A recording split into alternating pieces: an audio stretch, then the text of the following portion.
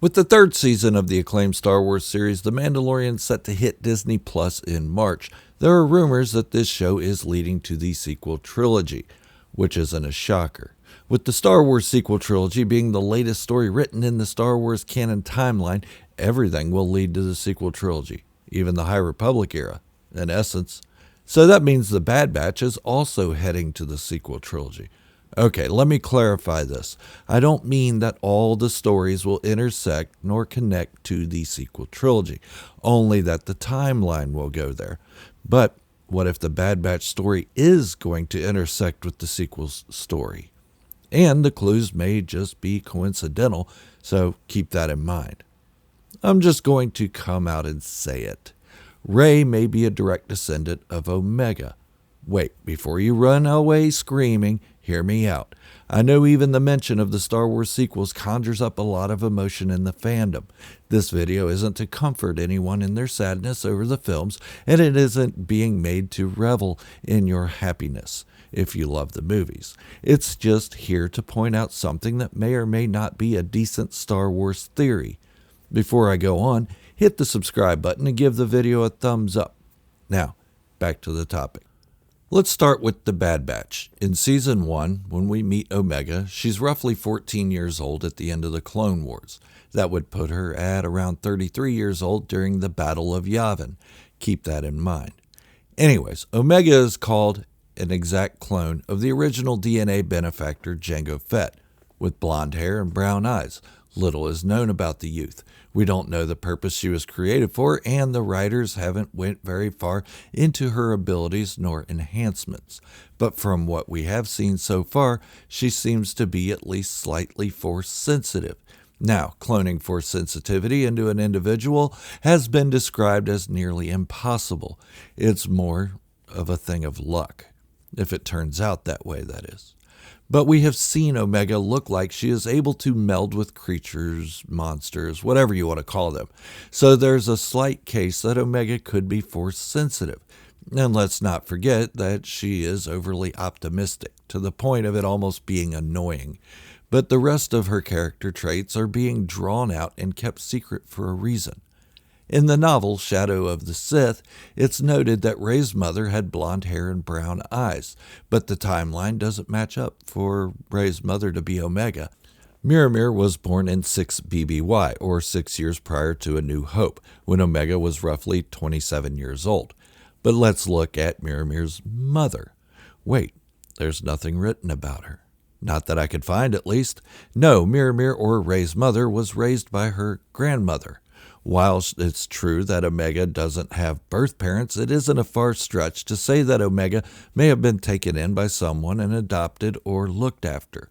Yes, I know the Bad Batch is technically her family right now, but they have that enhanced aging thing. Okay, I'll try to stop confusing you and keep things as clear as I can from here out. In the Bad Batch Season 1, we know that Omega was being stalked and hunted by the likes of Cad Bane and Fennec Shand. We also know the Empire isn't too thrilled with the brothers of Clone Force 99 going rogue, so they are also wanted, at least by Vice Admiral Rampart.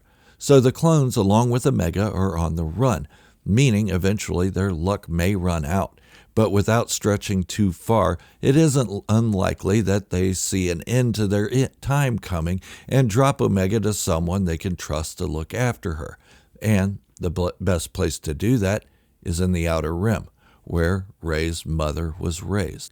So maybe Miramir's grandmother she was raised by was someone who took Omega in. Was Miramir's mother omitted from the stories on purpose? Possibly. Are Omega's abilities being hidden from us, or at least the knowledge of them stretched out to keep them hidden for a big surprise? Likely. But let's look at it this way. Dathan, Rey's father, was a clone of Darth Sidious, aka Emperor Palpatine. If Omega is Rey's grandmother, that means both her grandmother and grandfather are Force-sensitive clones, if Omega is in fact Force-sensitive. But at the minimum, it would make Rey the descendant of 2 clones. That would make for a nice backstory that would connect the prequels to the sequel trilogy very well. And before any feathers get ruffled, I'm not saying Palpatine mated with Omega. Gross. Only that Omega and Rey's father, Dathan, are clones. It would make for a really interesting backstory to Rey. I know everyone doesn't have to be related in the Star Wars universe, and that it makes Star Wars seem small, but Rey is already related to someone famous, Palpatine. It would only help her story if Omega is in fact Rey's grandmother, especially if Omega turns out to be Force sensitive, which we are pretty sure she is. But all these things can just be that I'm stretching for something. I admit that. But let's look at a couple other clues. As I mentioned before, Omega is able to calm beasts and learn about them. Well, so is Rey. Remember the basilisk in The Rise of Skywalker? Now, I will give you this. For Omega to be Rey's grandmother, and for Omega's daughter, Miramir, to meet Palpatine's clone, Dathan, and create a child named Rey, it would take a lot of luck and chance. But all is as the Force wills it, and we're being given Omega's story for a reason. She was created in the timeline for a reason. It would also explain a lot as to how Rey is so powerful, a Mary Sue if you prefer. By having genes from two Force sensitives passed down to her, she could be extremely strong with the Force. And before anyone comments that the Force doesn't work that way, I give you Luke Skywalker and Leia Organa, both children of the most powerful Jedi of his time and both strong with the Force, and they only had one parent strong in the Force. I also know a lot of people want the sequel trilogy to be retconned. They would like the World Between Worlds to create an alternate timeline or change the events of the sequels altogether. Well, Dave Filoni has already stated that isn't going to happen. So why not leave the sequels alone and make them stronger by creating more stories that can help enhance it? The same thing was done with the Star Wars prequel trilogy. Remember the hate it got? The Clone Wars enhanced the prequels to the point that we don't hear as much hate for those movies as we had following their releases. They took a live-action movie series, created more stories through animation, and helped the movies. If they're intending Omega to be a relation to Rey, they're taking a live-action trilogy and creating an animation to enhance the films. As George Lucas said, it's poetry. Each stanza rhymes with the last. Personally, I think this will help the sequels. Will it fix what some hate about them? Nah, probably not. A lot of people have made a lot of money off hating them, but I'm not here to judge. But as I said, this theory, if it's true, may not fix the sequels, but it will help explain one aspect, Rey, who also has brown eyes. Personally, I like the idea of making Omega Rey's grandmother. It would explain a lot of why Rey can use the Force with little training. Omega seems to be able to use the Force without training as well. It's going to be interesting to see how the story of Omega and the Bad Batch play out. It's making me get into it a bit more. If it doesn't happen, I won't be disappointed. I'll just take it for what it is. It's fun coming up with these theories, and in my head, they make sense. If it doesn't happen, maybe Dave Filoni has bigger ideas. But I have a hard time believing the Bad Batch is a show just about veterans trying to survive. And that's it.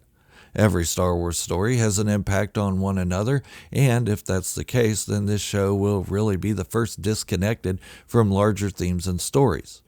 But let me know what you think in the comments. I'd love to hear from you. But please, I know a lot of people hate the sequels, and that's okay. You're entitled to your opinions. But for the sake of this video, let's not get 100 comments about it. And now, a word from our sponsor, me. Hit the subscribe button, give the video a thumbs up, and join the channel as a member to receive perks. I also have a Discord and fledgling Patreon page.